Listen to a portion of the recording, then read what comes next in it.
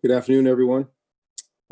First of all, there are no updates as of now on our COVID-related situations. We don't have any positive tests, so we're continuing on, but waiting on the county to make a decision and communicate that with us. Our administration has been involved. All of our doctors have been involved. So we're in communication to see if something changes, hopefully in the next, 12 to 24 hours or so. Ricky Miezan will be out for this game and for an extended period of time. Lavani Damuni looks like he will be able to participate and play this week, which is great news. Gabe Reed will be able to participate as of right now this weekend as well. So still waiting on some news on some fronts. Not great news with Ricky, but I'm excited for Lavani and both he and Gabe Reed to rejoin us. So there, I'll take questions. If you'll please use the raise hand function in the participants tab, we'll call on you and we'll get going.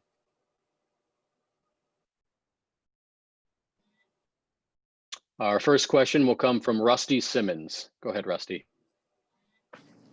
Coach, you kind of answered this already with saying hopefully in the next 12 or 24 hours, but can you give us any other insight into what you expect with the COVID-related situations?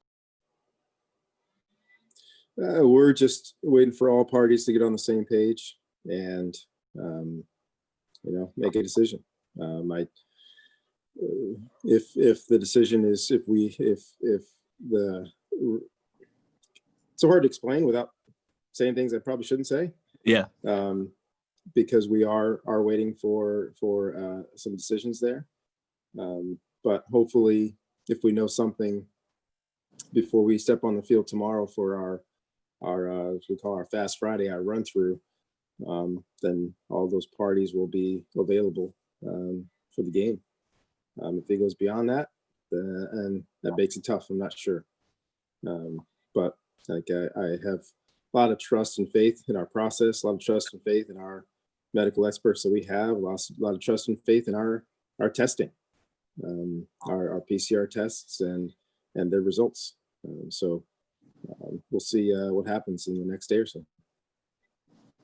It makes sense. And I was going to ask a Colorado question, just what you saw in week one in their running game, and especially in Broussard, who I hadn't known very well.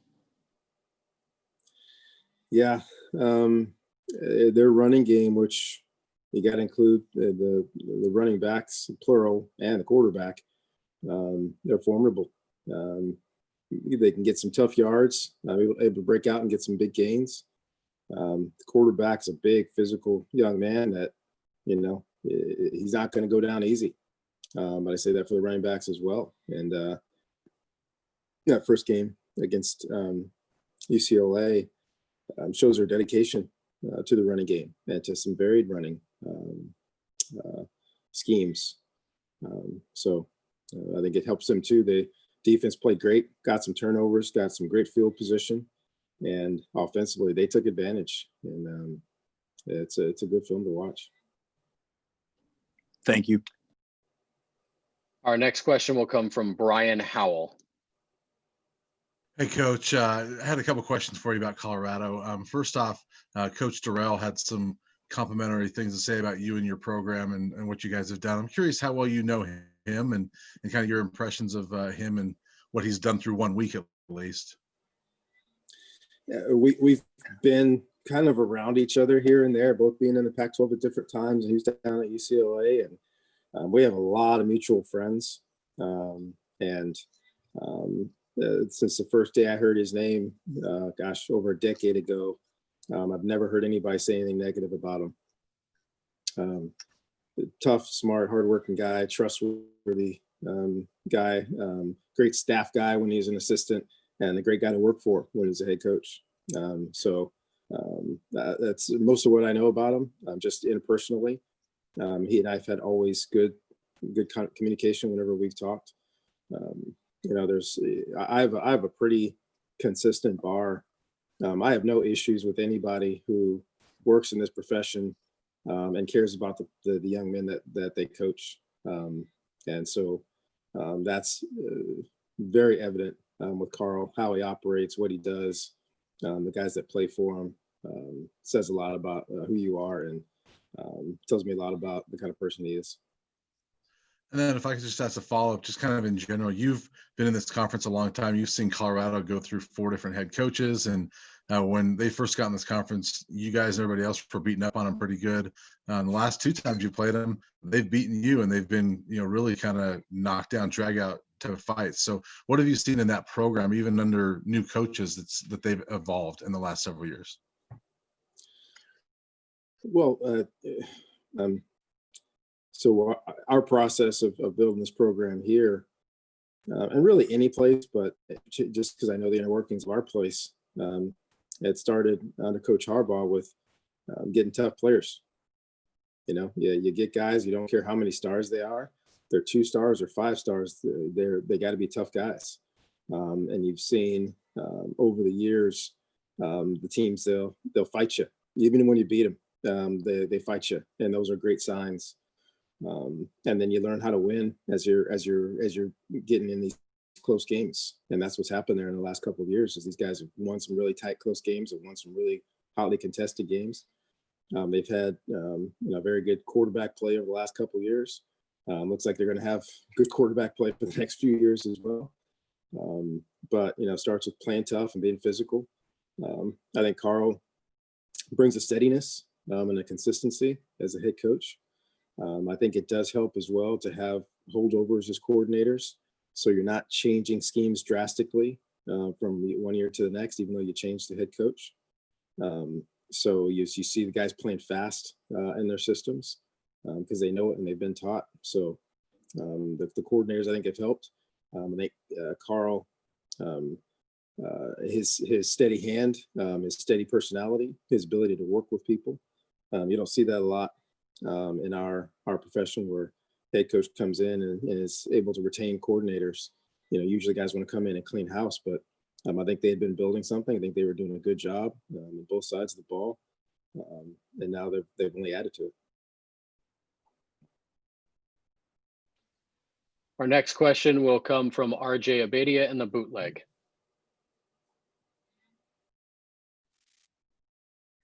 Hey, Coach, I just wanted to check in on a young guy given the rough health start for the linebackers. How is Aeneas DeCosmo doing? Aeneas has been banged up. I'm not quite sure if he's going to be available for us this week, whether it's on defense or on special teams. It would be great if he is. He was able to make it through practice yesterday. Looked pretty good. Haven't gotten any final word on whether he's truly up or not. But he's obviously a guy that gives us depth. He's also a young man that's been able to participate as an inside linebacker and an outside linebacker. So much like Gabe Reed, he gives us depth at both positions if necessary. So we're hopeful that he can get on and start his career this week as well. So, final check with the trainers today, and then our fast fire tomorrow, and hopefully he's ready. And then just a quick general team one. You always talk about the ground you gain from week 1 to week 2. Have you guys stood out or flashed this week in any kind of specific areas to practice? Practices are great. I mean, you all, if you've been around our guys, they are energetic. They are fired up. They're excitable. Practice has been great. But really, it's about what happens on Saturdays. Saturday, we got to come and be much more exact on the defensive side than we were in the second half last week. We've got to score in the red zone better than we did last week. So those are 2 big areas where we have to improve as a team. But our mentality doesn't change. Our practices don't change. Our guys are great, excitable, fired up, and once again, don't ever forget, like, practice is the bright spot of these guys every single day, outside of doing Zoom class and doing homework and trying to stay 6 feet away from every human being on the planet. So the guys love practice and they're energized by practice. And the bottom line is, we get to Saturday, we got to raise up our level of execution. Thanks. Our next question will shift back to Rusty Simmons with the San Francisco Chronicle. This is probably obvious, Coach, but I was just going to ask about getting Caillou back and what that means to you guys. It means a lot. We're excited about our young defensive back group. Caillou's got a chance to be very, very good. He came out as a freshman last year and played at a really high level, did not play like a freshman. And, he's had a couple health setbacks, but looks like he's on the mend and hopefully ready to make his debut this week. We anticipate his trajectory being very, very good as far as one of the top corners in our conference and at some point one of the top corners in America.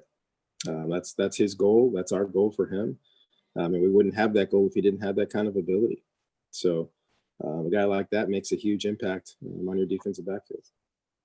And then I was going to ask you about Jet. I know his teammates all stood behind him this week. What do you expect from him as a response? I expect him to be himself, steady, consistent, talented. He's also one of the leaders on our team. And just because you're a leader doesn't mean you won't have a bad day. Just because you're a great player doesn't mean you're not going to have a bad day. He had a bad day, an unprecedented day probably for him in his life. He's never had a practice like that. And he's been great this week. His head is screwed on straight. I've never worried about Jet's psyche. He's as I call him, he's a cool Hawaiian breeze. So I don't expect him to change. I don't want to be anybody other than who he is. Because I think who he is one of the best kickers in America that just had a bad day. And hopefully the rest of the year we'll continue to see what he's really capable of. Thank you. Our next question will come from Troy Clarity with the TreeCast.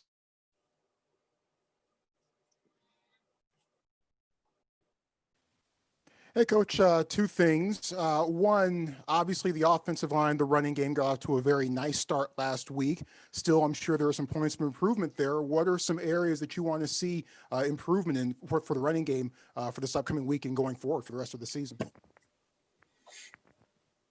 Well, the biggest thing with young offensive linemen, when they start to make that turn to so you don't call them young offensive linemen anymore, where you see dramatic growth, which is really what we saw game one.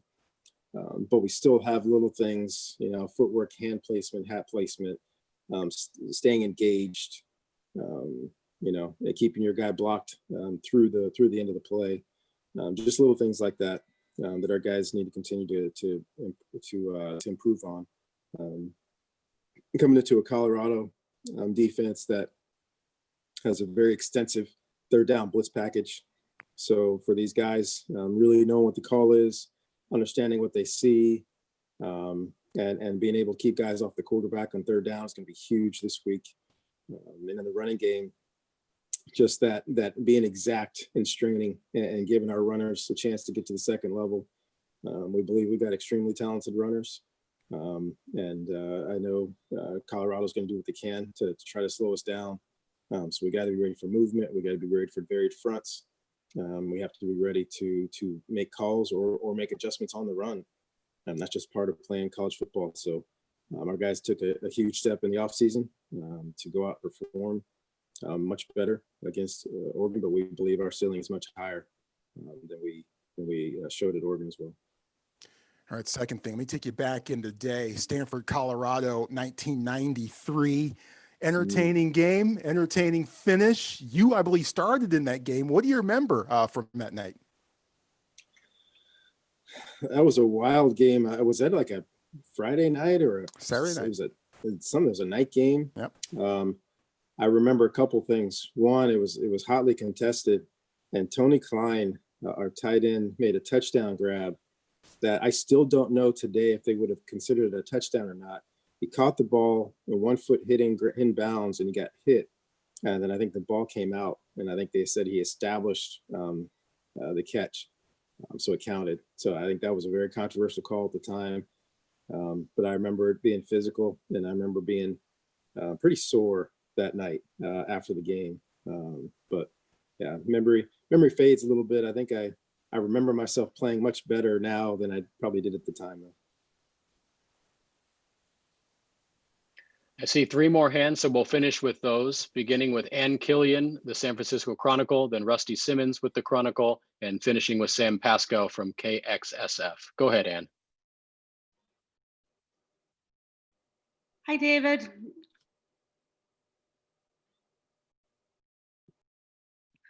Hi, David. Hey.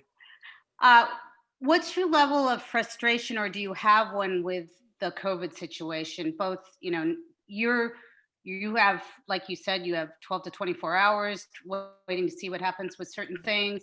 There's teams that don't know right now if they're even going to play. The conference is kind of, after just 1 week, herky jerky. Is there a level of frustration, or is this just life in a pandemic? Yeah, in general, for me, I don't have a level of frustration, knowing that we knew this from the beginning. When we started having conversations in June and July about what a football season and a pandemic was going to look like, and the word that everybody used was disruption. There was going to be no way that we could play this entire season without some form of disruption, whether that's games postponed, games canceled, campus is shut down, NFL franchise being shut down. Everybody knew that this was a possibility. So this is what we accepted and understand that this is it puts everybody in a difficult position. Every campus, every student athlete, every coach, every administrator, and every county that's playing youth sports, college sports, and professional sports. So this is just the price of doing business, as they say. And at the same time, our specific situation, we're just waiting in anticipation because, like I said, we trust our testing and, just want to get on the same page with those individuals. But as far as the grand scheme of things, we just knew this was what was going to be, which is why every conference set up different rules on how to find a conference champion, believing wholeheartedly that not every team in every conference is going to play the same number of games. With projections of, things continuing to spike and winter is coming, all of that, how do you keep your team just kind of focused without, there's so many moving parts here. Is it hard to keep them focused, or like you said, they're so happy to actually be out of a Zoom class that they're pretty focused? Yeah, well, I'll stay away from the Game of Thrones overtones there with the winter's coming. Yeah, our guys are just appreciative. They want to play. They're so excited to play. They work all season, and whatever it is that your passion is, you'll suffer through something uncomfortable to get to your passion, and that's where our guys are. So we don't have to necessarily refocus them.